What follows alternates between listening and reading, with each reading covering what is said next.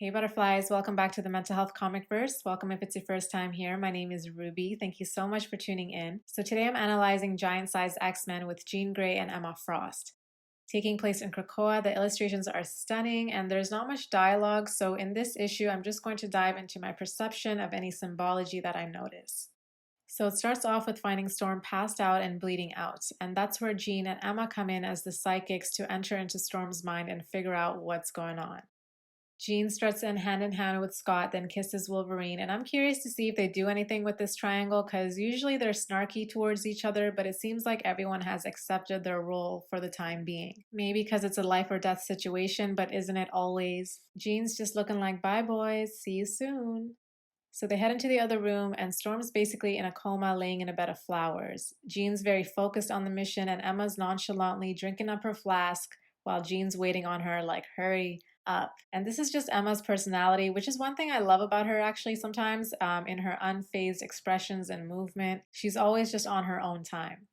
So their energies are swirling and they arrive in Storm's mind, and there's a tree. I'm pretty sure this represents the tree of life because even in Black Panther, when he enters the other realm, there's a tree, right? And Marvel's always referencing cultures, mythologies, religions, and the tree of life is seen through many different cultural origins. There's a physical tree of life in Africa, so it makes sense that it's seen predominantly with Storm and Black Panther. So you'll see the tree of life in art, jewelry, and architecture because it signifies connection. The branches reach high into the sky and the roots dig deep into the soil, which signifies the connection in everything between the heavens and the earth. It's a symbol of unity, representing that we are all connected in mind, body, and spirit. Even if we all go in opposite directions of the branch, and even if every single leaf is different, we're all part of something bigger. So when I look at it from that perspective, it makes sense because there's a phrase, as above, so below, which means what happens in the heavens is always reflected on earth. So when they enter the mind, this is that other realm, the above. In that way, it's seen as the portal that connects them to Storm.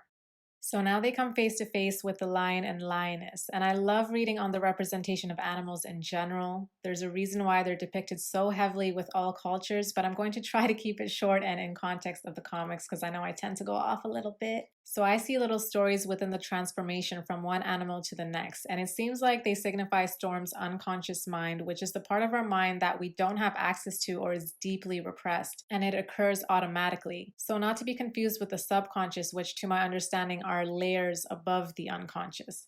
So anyways, I'm seeing the lions as the masculine and feminine aspect of Storm, and they represent royalty, strength, and protection, just to name a couple of things, as well as destruction, but only because it's necessary to bring in the light. They're symbolic of being the destroyer of darkness, which is why lions are associated with the sun. The sun is nurturing and gives life, but if you stand in the sun for too long, what happens? You get burnt, right? So the darkness is necessary to an extent. So the lions are trying to figure out, are they friends or foe? Jean gets a pass after showing them an embracing memory with Storm, and now the lioness is looking at Emma like, well, it's your turn, and all she got are fighting memories, right? So the battle begins.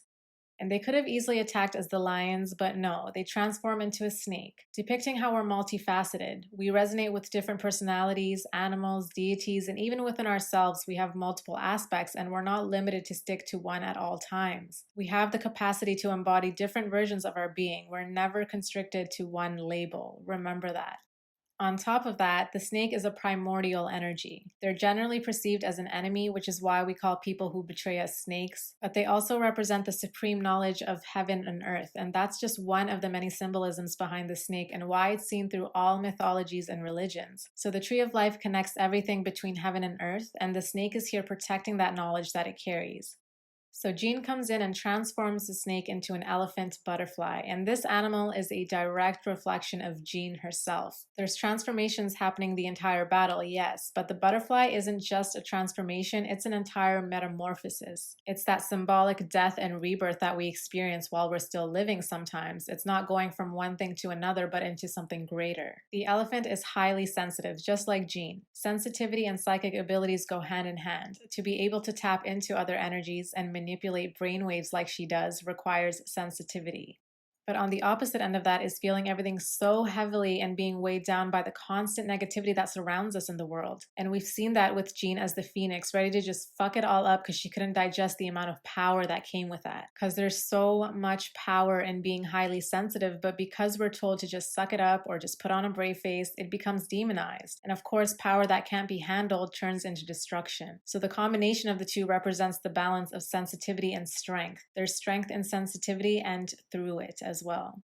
So they finally get into the tree and they're climbing these spirals of stairs that are surrounded by what looks like the Nazar, or the evil eye, which is a symbol of protection. It's staring back at the world to shield you from negativity and harm. So one of the eyes sees them, and that's when the stairs come tumbling down.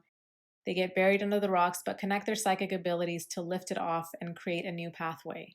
They get to the top where they find this golden egg getting infected by a machine virus. There are stories in all cultures of this golden or cosmic egg, and they all tie in together, but I'm going to focus on two stories that may apply to Storm. So first, in Egyptian mythology, it's Geb who comes in the form of a goose and lays an egg from which the sun arises. Something else that caught my attention is that the ancient role of the goose is that of a watchdog. And if we go back to the beginning of the comics, they state that the nation of Krakoa requires defense, and Storm being one of the greatest protectors. So right now I'm seeing Storm as the goose who lays the golden eggs, because anyone can be a goose, but not everyone has the ability to lay golden eggs, which can be seen as a level of consciousness or creative force. Not to say anyone is better than another, it's not a competition, that's just the beauty of the world. We're all different with varying strengths, and we play that role to the best of our ability, which adds to the bigger picture. So there's another tale of the goose who lays the golden eggs. It's a story about greed and ungratefulness. Instead of nurturing the goose and being grateful for what they have, the farmers decide to kill the goose in order to get the gold inside, only to realize she's still a regular goose. Like I said, we all have different strengths, but in the end, we're all the same. So they had this magical goose, but that wasn't enough. They wanted more, and in doing so, they lost everything. And there's also symbology here with misusing the feminine energy for personal gain instead of collaborating and nurturing that energy, but I won't get into that right now. So they yank out this flower that's in the middle of the egg, and out comes Storm, and Emma's practically staring her down, looking unimpressed as usual. Jean touches her face and it starts melting off, revealing she's robotic underneath, and it's like honeycomb skin inside with her covered in golden honey. Storm then screams, "Help me," through her lightning, and it was a nice moment to finally see Emma be stunned and show some compassion because we all know they don't get along to begin with. So back to the main and side piece, waiting for their lady to get back. Wolverine is such a big grumpy kid to me. He clearly has heart, but even when he's smelling the damn flower, he's just always looking pissed off. So the ladies come back and Jean says the children of the vault gave Storm a machine virus that's going to kill her in 30 days. The children of the vault aren't mutants and they want to kill everyone because they believe only one race can exist. So I wonder if the destruction of Storm, the goose with the golden egg, represents the destruction of the universe, going back to the original egg that created the Earth. It's going to be interesting to see how this all unfolds and if anything that I said had anything to do with anything. But nonetheless, I hope you butterflies learned something new today. Let me know in the comments what your thoughts are on what's happening and any predictions that you have, because I'm genuinely curious. And on that note, thank you so much for tuning in. I'll see you next time. Stay flying free.